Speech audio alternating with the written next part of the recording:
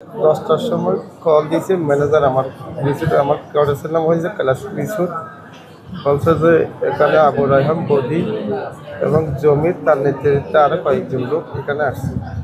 আমি তাড়াহুড়া করে বাসা থেকে বের হয়ে আসছি। তো কিসের জন্য আসছে বলছে যে 1000 টাকা দিচ্ছে। তো 1000 টাকা না দিয়ে ম্যানেজার 500 টাকা দিছে বলছে।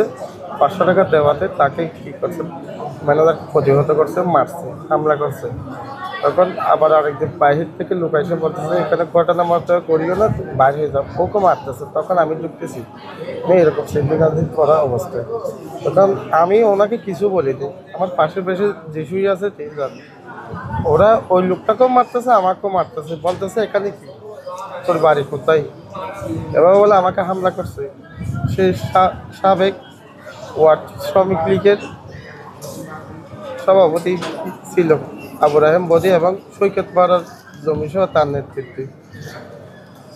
প্রথমে এক ধরনের ঘটনা ঘটে গেছে, আমাকে মারছে ভালো কথা, আমাকে হাসপাতালে নিয়ে আসছে। পরক্ষণে যাইয়া আমার হোটেলের সিসি ক্যামেরা থেকে শুরু করে মনিটর এবং ম্যানেজার সবাইকে মেরে হামলা করে লুটপাট করে টাকা পয়সা যা আছে।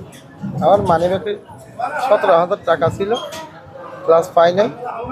আর আমার মিনিমাম নগদ টাকার করতে হবে আপনার 50 থেকে 60 হাজার টাকা।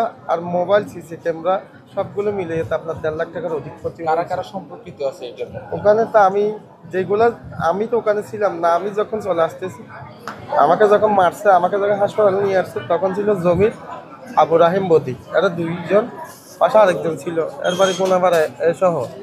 কিন্তু গোনাপাড়ার লোকটা আমাকে আহত করে নাই, আমাকে বাঁচার জন্য চেষ্টা করছে। আমাকে বিশেষভাবে জোরালোভাবে মারছে যে আবু রাহেম বদি বেশিরভাগ, তোর এখানে কাজ কি?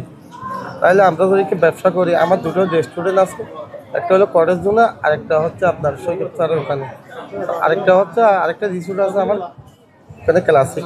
তো এরা যদি এভাবে সন্ত্রাসী কায়দায় যদি মানুষকে হয়রানি করে, লুটে লন্ডন করে, তাহলে মানুষ বাঁচবে কীভাবে? এটা আমি মাননীয় উপদেষ্টা মণ্ডলীর কাছে ছানাবাজদের বিরুদ্ধে পদক্ষেপ দেওয়ার জন্য বিনীতভাবে বাংলাদেশের সাধারণ নাগরিক হিসেবে আমি অনুরোধ জানাচ্ছি।